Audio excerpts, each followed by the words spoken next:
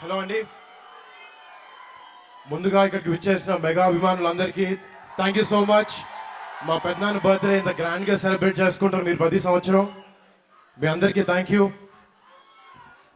అంటే నేను యాక్చువల్లీ చెప్తా, నేను దూరంగా షూటింగ్ చేస్తున్నాను. ప్రతి సంవత్సరం మా పెద్దనాన్న పుట్టినరోజు మీ అందరితో చేసుకోవడం నాకు అలవాటైంది. ఇక్కడ రాకపోతే బాగుంటుందో, చాలా మిస్ అవుతాను అనుకుని వెంటనే కార్ వేసుకొని వచ్చాను. And thank you so much. మీ అందరిని చూడడం ఇట్లాగా, మీ అందరూ లవ్ మా పెద్దనాన్నకి ఎప్పుడు ఇలా ఉంటుందని తెలుసు. And thank you so much.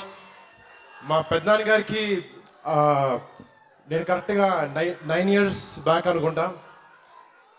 పెద్దనాన్న గారికి నేను చాలా పెద్ద ఫ్యాన్ని. మీరు అందరూ ఎంత పెద్ద ఫ్యాన్ దానికన్నా ఎక్కువ నాకు అనుకుంటూ ఉంటాను. సో పెద్దనాన్న సినిమాలు ఆపేసి నేను పాలిటిక్స్లోకి వెళ్తాను అన్నప్పుడు నేను చాలా ఫీల్ అయ్యాను. గదిలో తలుపేసుకుని ఏడ్చాను. చాలా రోజులు బయటికి రాలేదు.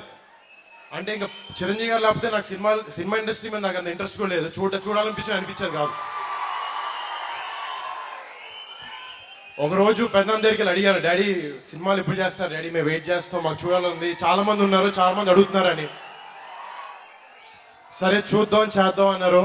అలా 1, 2, 3, 4 అలా 8, 9 సంవత్సరాల తర్వాత ఆఖరికి పెద్దనాన్న గారు మా అందరి మాట విన్నారు. మళ్ళీ వెనక్కి వస్తున్నారు. The boss is back. So ఏం లేదు, చాలా ఆనందం ఉంది ఇక్కడ మీ అందరి ముందు ఉండడం. So thank you so much. చాలా మంది బయట మాట్లాడుతున్నారు, చిరంజీవి గారు సినిమాలకు వచ్చి 8 ఏళ్ళు అయింది, అంటే మళ్ళీ ఆయన అలాగే డాన్స్ చేయగలుగుతారా, ఫైట్లు అలా చేయగలుగుతారా అని. వాళ్ళందరికీ చిరంజీవి గారి సినిమాలో డైలాగ్తో ఆన్సర్ చెప్తాను. కాశీకి పోయాడు కాషాయ మనిషి అయిపోయాడు అనుకుంటున్నారా?